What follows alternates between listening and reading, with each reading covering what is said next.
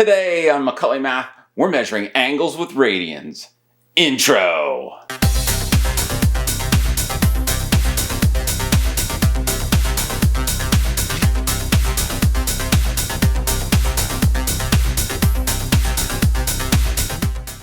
Okay, good day. I'm Professor Macaulay. This is Math 150 Pre-Calculus, Lesson 16 on radian, degree, and angle measures. Our goals for today: we're going to use radian measure, we're going to use degree measure, and we're going to find and calculate linear and angular velocity.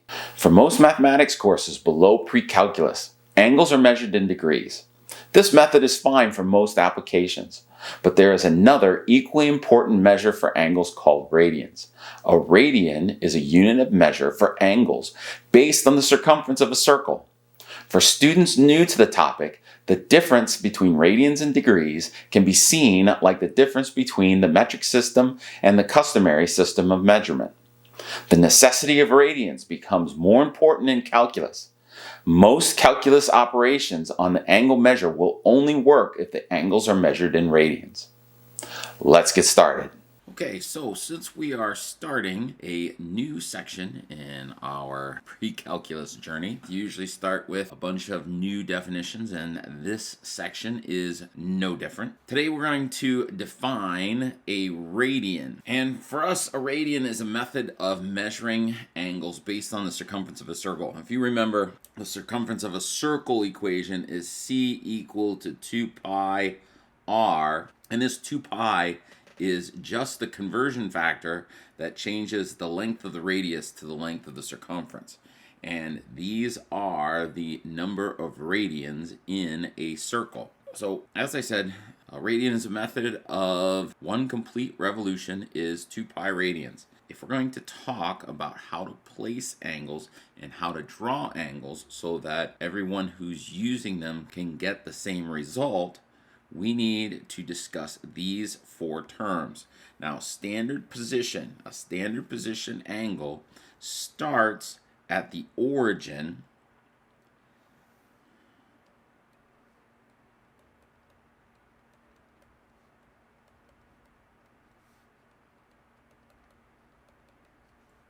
and as you know from geometry, an angle has two rays. So we have an initial ray, and this initial ray is always going to be the positive x-axis. Terminal ray is where the angle terminates. And so I have here in red an angle. This is my initial ray that is along the positive x-axis, and this is where the angle ends. Now, if I move in this direction, if I move counterclockwise, I am moving positively. I'm counting my angle measures positively. So if we go from here, the initial ray along the x-axis, up to here, I have pi over 6. From here to here is pi over 3. From here to here is pi over 2. That's positively. If I move in a clockwise direction, then I will be counting negatively. So this, I know it says 11 pi over 6, but if I went this way, it would be negative pi over 6, negative pi over 3, negative pi over 2. Now, a coterminal ray, there are infinite number of coterminal angles depending upon how many times you go around the circle. So a common question is for us to ask for two coterminal angles, one positive, one negative. So if I talk about this angle here in its standard position, this would be the positive angle, this one would be the negative angle. But I could have an additional coterminal ray if I started at this initial ray and went all the way around the circle once and then finished right there. That would be an additional coterminal ray. So even though these three angles all look the same, they have different radian measures with the same terminal ray.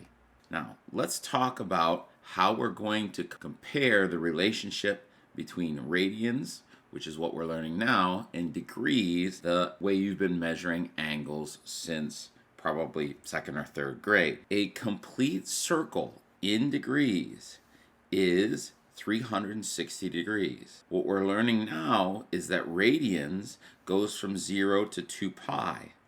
And so if we divide it into quarters, I will have corresponding angle value. 360 degrees matches with 2 pi. 180 degrees, which is half of 360, would be half of 2 pi, giving me just 2 pi. 180 degrees, divide that in half, I get 90 degrees. Half of pi would be pi over 2. So 90 and pi over 2, those are corresponding angles between degrees and radians. 180 and pi, 270 and 3 pi over 2, and 360 and 2 pi. These are all corresponding values between degrees and radians. First example, given 2 pi in the standard position, find two coterminal angles, one positive and one negative. So you'll see my diagram right here, and we start at 0 and we open counterclockwise pi over 2 radians. And again, if we go back over here, 90 degrees pi over 2, we have a right angle. So this is equal to 90 degrees. It says in the standard position, find two coterminal angles, one positive and one negative. Now the easiest way that I can find to do simple positive and negative coterminal angles is if you consider that you just have one term. If your angle measure is bigger than 360, you're going to have to change this method just a little bit. But since we are less than 360, the way that you're going to do it is to find your negative coterminal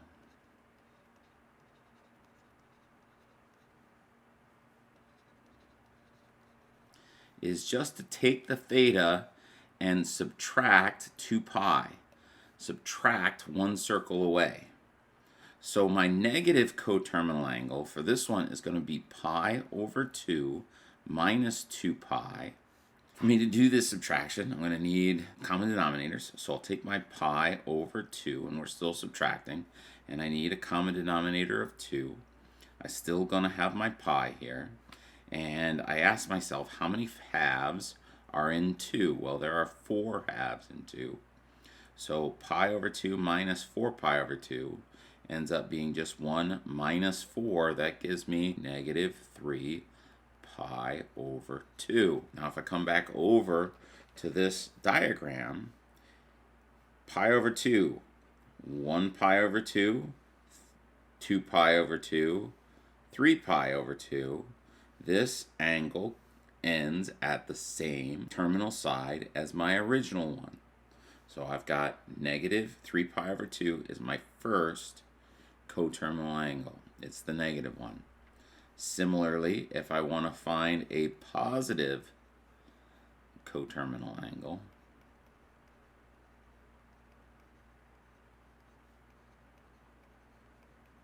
I'm going to take that theta and I'm just going to add 2 pi to it. And so in this particular case, I'll have pi over 2. I'm going to add 2 pi to it.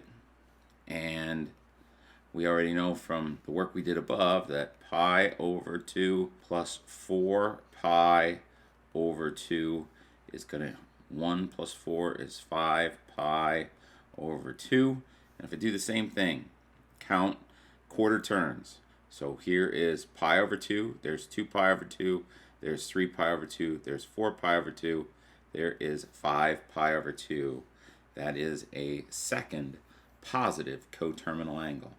Next, if we want to convert from degrees to radians, we are going to just multiply by a conversion factor. So from radians to degrees, we're going to multiply by the conversion factor 180 degrees over pi radians. Now again, I get it. Why isn't it 2 pi over 360? Well, they are just reducing this fraction to a fraction in least terms. And when you convert from degrees to radians, you just flip it over. And if you do your unit analysis, your radians cancel, your degrees cancel, And in this case, you're left with just degrees, and in this case, you're left with just radian. Converting minutes and seconds to a decimal. I'm just going to do a real quick, simple example. We don't have to do this very often, but it does happen. And when we're talking about converting minutes and seconds to a decimal, you can think of minutes and seconds the way you do on a clock. It's very similar, and a degree is an hour. So if I have 30 degrees, 15 minutes, 20 seconds, then I can convert this to a decimal using what I know about minutes and seconds. If I consider that 30 degrees is the hour, there are 60 minutes in an hour. So this 15 minutes, I can say that I'm going to add to it 15 over 60. If I've got 15 minutes, 15 divided by 60, that'll reduce down to a quarter. And then if I have 20 seconds, again, I'm going to add to that. And again, I'm going to add this 20. So this is seconds. There are 60 seconds in a minute, and then there are 60 minutes in an hour. So this conversion has 60 times itself twice, so 3,600. There are 3,600 seconds in an hour. So now the 15 minutes and the 20 seconds have been converted to hours. And again, it's just a portion. That we're going to solve just by putting into Desmos. So let's go to Desmos, and we can just type that in as I had it before. So when I was 30 plus 15 over 60 plus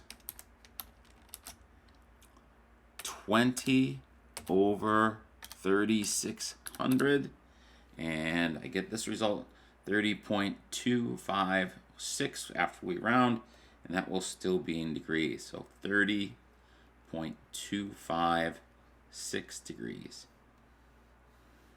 Arc length. Arc length is a portion of a circle, and we can measure the arc length, and we'll call that S. I usually don't like using S, but most pre-calc textbooks do use S as an arc length.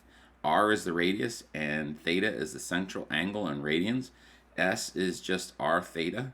And again, that makes sense because if I go all the way around the circle, my arc length would be 2 pi, and we'd start here and go all the way, we'd have the circumference. So that makes sense. If you get a theta that's in degrees, we're just going to convert that theta into radians. And again, just a plug and chug. So if you know theta, if you know r, you know s, or if you know 2 of any combination, you can solve for the third one. Linear speed versus angular speed. So linear speed for circular movement. A point moving along the arc S at a constant speed is the distance traveled divided by the time. So linear speed is going to be your arc length divided by time. Your angular speed for circular movement, if theta is an angle in radian measured corresponding to an arc length S, then the angular speed is the number of radians divided by time. So angular speed is the central angle, which would be theta divided by time. Now, a simple way to think of this is just miles per hour versus RPM on a car. Miles per hour is the speed that you go over a distance.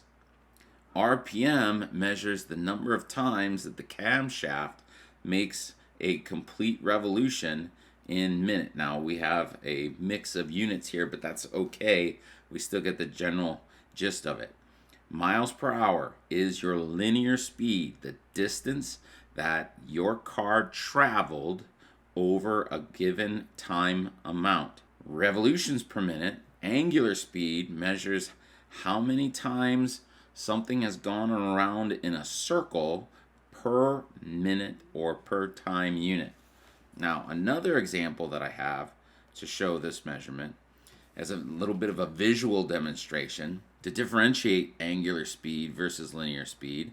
What you should do is you should picture a Ferris wheel. And I have a short video of a fairly large, intricate Ferris wheel spinning.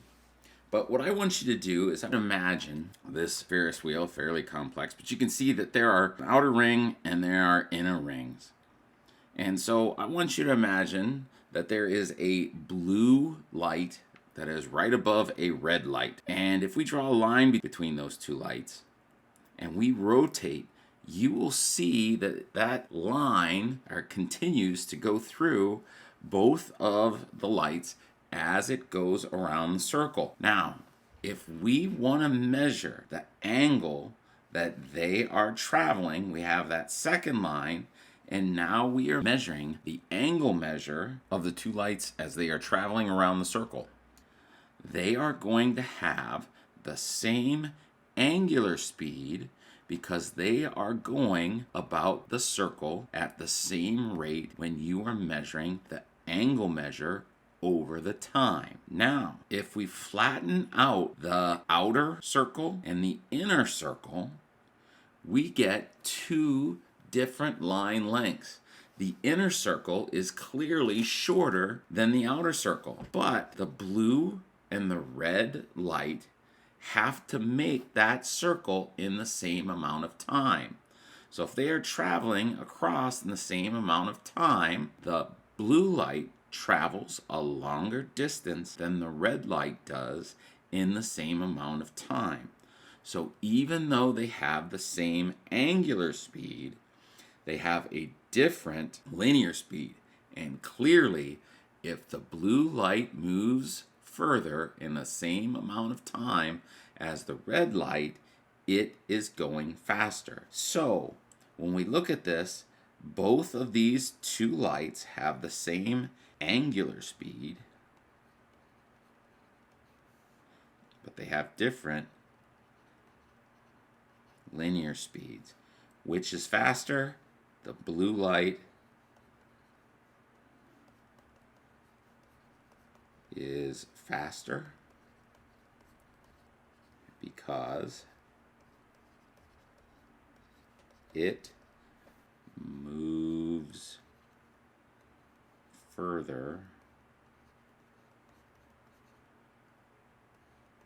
than the red light.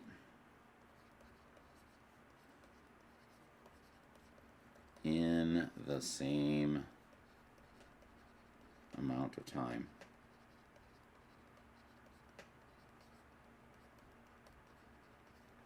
Okay, next. Convert 315 degrees to a multiple of pi without using a calculator. So if we go back up here to this example, if I want to convert degrees to radians, I'm going to go pi over 180. So come down here, 315 times pi over 180. When I multiply numerators and denominators. That'll give me 315 pi over 180. Let's see here. I know I can divide a 5 out of both of these. So 5 goes into 3 no times, 5 goes into 30 6 times, 5 goes into 15 3 times. I still have my pi on the top. If I divide a 5 out of that, 5 goes into 1 0 times, 5 goes into 15 3 times, and then 5 goes into 30 6 times. And clearly I could take a 3 out of both of those. So I'll get 21 pi when I divide that by 3 over 12. And again, I can divide another 3 out of that, and that'll give me, let's see here, 7 pi over 4 radians. And then if I want to convert 5 pi over 6 to degrees without using a calculator, I'll go 5 pi over 6 times 180 over pi. My pi's will cancel. And because I want to make this as small as possible, I know that 6 goes into 18. So let's cancel out that 6 and make it a 1. I can cancel this 180 out. And then 6 goes into 18 3 times. I still have that 0. So the only thing that hasn't canceled out is the 5 and the 30. So 5 times 30 is 150 degrees. That is correct. Find the complement and supplement, if possible, the following angles. So just a real quick review of complement and supplement. Remember that the complement is two angles, so we'll say the measure of angle A plus the measure of angle B, that equals 90 degrees, and then the supplement is the measure of angle A plus the measure of angle B, that equals 180 degrees. So for 65 degrees, if I say 65 degrees plus x has to equal 90 degrees, and I subtract 65 from both sides, my complement would be a 25 degree angle. And if I go 65 degrees plus x has to equal 180 degrees, and I subtract that from both sides, I'll get an x equaling to 115 degrees. All right, and since radians are new to you guys, this one's probably gonna be a little bit more difficult. So let's draw a picture so that you can wrap your heads around it a little bit easier. And let's just go like this, because I only need an angle here. So we have already shown that an angle that goes halfway, a 90 degree angle, is pi over 2 radians. That is a 90 degree angle. Now, here's the thing. 2 pi over 3 is bigger than 90 degrees, because we know that 1 over 2 is smaller than 2 over 3. And since my angle measure is already bigger than 90 degrees, this angle 2 pi over 3 has no complement. But if I go 2 pi over 3 plus some value x has to be equal to, again, we want to supplement, so we have to go 180 degrees, but we know that that is equal to pi. So here I'm going to make this into a pi. I need to subtract, so my x is going to be equal to pi minus 2 pi over 3. So my question is, how many thirds are in 1 pi? Well, turns out that if I want to make my denominators equal, this is 1 pi, so it becomes 3 pi over 3. 3 divided by 3 is 1, minus 2 pi over 3. That just gives me pi over 3. So pi over 3 is my supplement.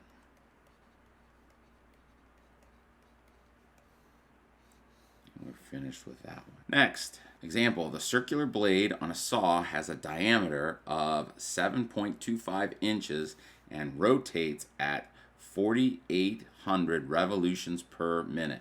Find the angular speed in radians per minute. All right. This one is actually a little bit easier. I don't need to know that distance for the angular speed. I just need to know this revolutions per minute. My final units are going to be radians per minute. And I am given 4,800 revolutions per minute. I need to convert, using the given information, the units, revolutions per minute, into radians per minute. Now the good news is I've already got minutes on the bottom. So what I need to do from here is I need to find some conversion factors that are going to change these revolutions into radians. Now I can do that in one step. I know that in one revolution, if I go, start in the standard position and go all the way around, that is going to be 2 pi radians. All right. So my revolutions cancel, and the only units that are left are radians and minutes. So I have radians and minutes. I feel very confident in this answer, and I'm going to leave it in pi units just to make my life a little bit easier. So we will just multiply 4800 times 2 pi radians. 48 times 2 will be 9600. We need the pi, and since we usually read our radians in terms of pi, we will leave it just like that. And I will move this radian per minute over, and we'll put a box around the whole thing, and we are finished. Now, here it asks us to find the linear speed in inches per minute. So I need inches per minute. That is my final units.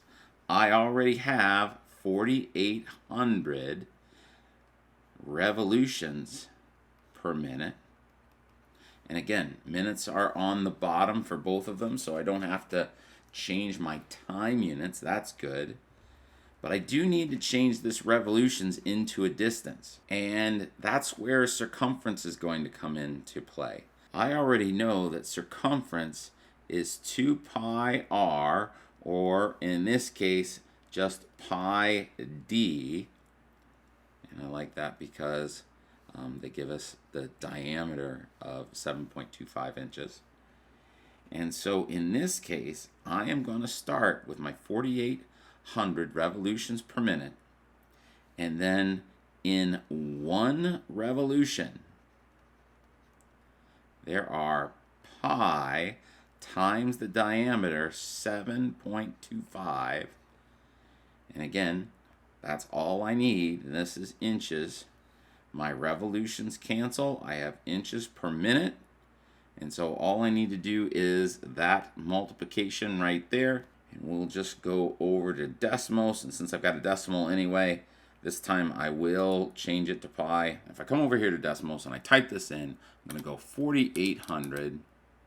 And then it'll be times. And if you go pi, it'll change it to pi. Times 7.25. And that gives me, let's see here, 100,327.424 inches per minute. So 109,327.424 inches per minute. That is our final answer. Well, that's all I got for today, folks. So, the Star Wars fun fact of the day: "It's a trap" is a line well known from internet memes and Episode 6, Return of the Jedi. But it was originally written as "It's a trick" and was changed after a test screening. You can believe that. Test screenings all the way back in 1983. Well, folks, that's all I got for today. Have a great day. Goodbye.